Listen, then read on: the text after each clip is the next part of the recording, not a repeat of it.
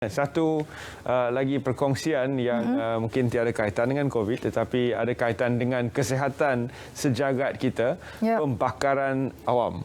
Pembakaran di tempat terbuka. Dan Malaysia mengalami musim panas dan ini menggalakkan pembakaran mudah berlaku dan cuaca semakin panas. Apa yang kita perlu lakukan, bagaimana untuk kita mengelakkan, itu akan kami bincangkan di segmen kali ini bersama dengan temu kita, Puan Mashita Darus, Pengarah Bahagian Udara Jabatan Alam Sekitar, Ibu Pejabat JAS Putrajaya. Terima kasih kerana bersama kami pagi ini secara langsung. Terima kasih. Seterusnya, mukadimahnya kepada semua penonton Selamat Pagi Malaysia, apa yang mereka perlu tahu tentang keadaan cuaca kita pada masa ini? Assalamualaikum, selamat pagi kepada penonton Selamat Pagi Malaysia. Terima kasih Encik Terence dan Puan Hana. Pada hari ini kita nampak cuaca kita agak mendung. Namun menurut Jabatan Meteorologi Malaysia, cuaca panas dan kering yang akan dialami oleh negara lah. Di mana Malaysia sekarang sedang dalam fasa monsun barat daya sejak Jun hinggalah akhir September ni. Jadi dalam tempoh ni kita naklah berjaga-jaga disebabkan oleh cuaca panas. Dan kalau kita tengok 2 hari lepas kita pun telah mengalami keadaan yang sangat panas yang terdapat halo effect yang pada cahaya matahari dan untuk dalam keadaan macam ni tendensi ataupun kecenderungan orang awam untuk membakar adalah sangat tinggilah. Jadi kami di Jabatan Alam Sekitar kami ingin menyerulah kepada orang awam sekalian, penonton Selamat Pagi Malaysia pada pagi ini supaya tidak melakukan pembakaran terbuka. Adakah pihak Jabatan Alam Sekitar telah merangka persiapan untuk kita menangani masalah ini dan menghadapi musim panas ini? Ya, sebenarnya pada awal tahun berbanding daripada Julai hingga September ni, pada awal tahun sejak bulan Februari hingga Mac kita telah pun mengalami cuaca yang sangat panas. Dalam hal ini Jabatan Sekitar kita telah pun mengaktifkan SOP ataupun prosedur tentang operasi kita untuk meningkatkan rondaan dan juga penguatkuasaan lah di kawasan-kawasan yang mudah terbakar seperti di kawasan Tanah Gambut, kawasan tapak pengurusan sampah yang sering terbakar. Dan itu kita telah aktifkan sejak 9 Februari lagi. Dan di peringkat Kementerian Alam Sekitar dan Air juga telah mengaktifkan pelan tindakan pembakaran buka kebangsaan pada sejak 22 Februari lagi, di mana ini melibatkan pelbagai agensi lah untuk menangani kes pembakaran terbuka di seluruh negara. Dan samping itu juga kita juga telah meningkatkan kesedaran awam dengan mengadakan program komuniti. Jadi sekarang ni zaman COVID ni agak sukarlah untuk kita mengadakan program komuniti, tapi kita adakan aktiviti kesedaran awam secara melalui SEPA lah, ataupun melalui secara maya, online dan juga kempen-kempen melalui dalam talian dan juga menggunakan media sosial. Baik, jika tidak silap saya, sudah ada rangka undang-undang yang boleh digunakan untuk mengambil tindakan ke atas individu-individu dan juga mungkin syarikat yang melakukan pembakaran secara terbuka tanpa mendapat lesen-lesen tertentu.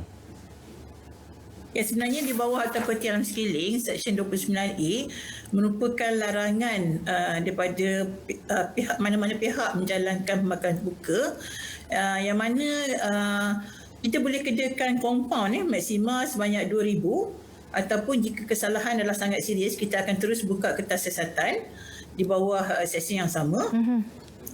Dan penaltinya adalah sebanyak 500,000 dan ataupun mandatory penjara 5 tahun. Itu adalah kesalahan yang serius terutama yang melibatkan kebakaran atau pembakaran terbuka di ladang-ladang ataupun kawasan yang sangat luas. Tapi bagi orang awam kita biasanya mengenakan kompaun lah maksimum 2,000 jika didapati disabitkan kesalahan menjalankan pembakaran terbuka. Dan kita dapati kebanyakan pembakaran terbuka ini dijalankan di kawasan-kawasan perumahan yang bukan saja menjejaskan kesihatan awam tapi juga mengganggu kejiranan lah. Dan kali ini juga telah dilaporkan selain daripada pihak berkuasa tempatan juga dilaporkan kepada Jabatan Alam Sekitar untuk menangani isu tersebut. Jadi saya mohonlah jika berlaku kebakaran di kawasan kejiranan mungkin dapat disalurkan kepada pihak berkuasa tempatan dan Jabatan Sekitar kita akan mengambil tindakan di kawasan-kawasan yang berlakunya kebakaran di kawasan hutan belukar yang tidak ada kawasan tak ada hak milik, dan juga kawasan-kawasan lain yang lebih berisiko seperti tapak buang sampah haram, tapak buang sampah haram ataupun tapak buang sampah yang halal pun ada juga berlaku pembakaran terbuka dijalankan disebabkan oleh pencerobohan. Jadi adakah pihak-pihak tertentu akan melakukan rondaan terutamanya semasa cuaca panas dan kering ini di kawasan-kawasan yang mudah terbakar seperti ini?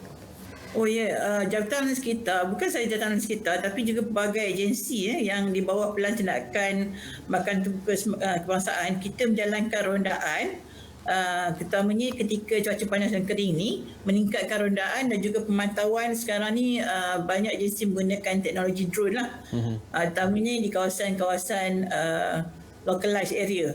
Kalau kawasan luas tu agak sukar untuk menggunakan drone, tapi kalau kawasan yang dalam bidang yang boleh diterokai oleh drone tu, kita akan menggunakan drone untuk pasti tahap sejauh mana pembakaran terbuka tu berlaku, dan juga untuk memantau aktiviti sekiranya berlaku orang cubaan untuk membakar, terutamanya petani lah dan juga pengkecil. Apabila berlakunya cuaca kering, mereka mengambil peluang ini untuk membakar. Jadi kita ingin nasihatkan petani-petani ini supaya kawal diri, jangan lakukan pembakaran terbuka. Sekiranya terdapat kawasan kediaman yang melakukan pembakaran terbuka, itu adalah satu kesalahan yang serius juga, kerana seperti mana yang kita sedia maklum, kawasan kediaman telah pun ada sistem petipan sampah kalau di bandar-bandar. Kecuali lah kalau di luar bandar, tapi di kawasan bandar ni yang selalu kita terima aduan, sering berlaku pembakaran terbuka ataupun di kawasan kejiranan, sampah sarap. Dan di kawasan-kawasan yang sensitif seperti tanah gambut, sekiranya berlaku kebakaran, adalah sangat sukar untuk dipadamkan. Itu juga tapak buang sampah dan mengambil masa yang berhari-hari dan menjejaskan kualiti udara setempat lah, serta menyebabkan kawasan kejiranan terganggu lah. Adakah pihak yang melakukan pembakaran terbuka ini faham tentang kesan pelakuan mereka itu kepada alam sekitar, bukan sahaja dari segi aspek pembakaran yang tidak terkawal, tapi juga pencemaran alam sekitar, dan bagaimana untuk kita memberikan lebih banyak pendidikan tentang isu-isu yang berbangkit disebabkan oleh pembakaran terbuka, seperti satu ketika dulu kita dilanda jerebu daripada negara jiran. Kebiasaannya apabila JAS melakukan rondaan, kita akan bawa bersama pamphlet ataupun artikel-artikel kepada kawasan rondaan berkenaan lah. Tapi sekarang disebabkan oleh keadaan COVID ni, dan kita pun banyak menggunakan kempen-kempen melalui social media, kita belum nampaklah orang awam ni ada yang faham, tapi ada juga yang dilakukan oleh pendatang tanpa izin. Itu yang menjadi masalah kita. Dan kita telah cuba sedaya upaya kita untuk memastikan kawasan yang dironda itu tidak lagi berlaku dengan meningkatkan rondaan dan juga penguatkuasaan. Biasanya kita akan libatkan juga agensi-agensi lain seperti immigration, jabatan pihak kuasa tempatan bagi membantu kita menangani isu-isu yang terbabit lah. Tapi sebabkan keadaan COVID ni, saya rasa dari segi operasi pun kita buat secara berhemah, dan jika ada tangkapan pun kita perlu mengikut SOP yang telah ditentukan di bawah MKN. Apakah antara cara pelupusan sampah selain daripada pembakaran yang boleh kita sarankan, terutama sekali kepada para pekebun kecil yang mungkin merasakan ia adalah kaedah yang paling cost efficient ataupun paling murah untuk mereka lakukan, kerana mungkin tidak tahu jalan lain ataupun tidak ada jalan lain yang boleh mereka lakukan pada ketika ini? Biasanya bagi pekebun kecil, bagi buangan ataupun sisa biomass, biojisim daripada petani ini, yang direkomendkan oleh pihak kerajaan adalah menggunakan kaedah composting. kaedah komposting. Namun bukan semua orang tahu macam mana nak menggunakan kaedah komposting ni. Jadi sebab itu saya rasa salah satu sebab kenapa pekebun kecil ni dan mereka juga ada alasan lah untuk membakar, seperti contohnya pertanian ataupun tanaman tu mengalami penyakit dan sebagainya. Namun perkara ini kita telah bincang dengan Jabatan Pertanian, ada kaedah lain yang boleh diguna pakai, sama ada melalui pembakaran secara terkawal. Pembakaran secara terkawal ni maksud dia ada syarat dan tertentu yang perlu sekiranya berlaku pembakaran, maka ia dikawal pada waktu-waktu tertentu dan juga di kawasan-kawasan yang tentu yang jauh daripada penempatan orang.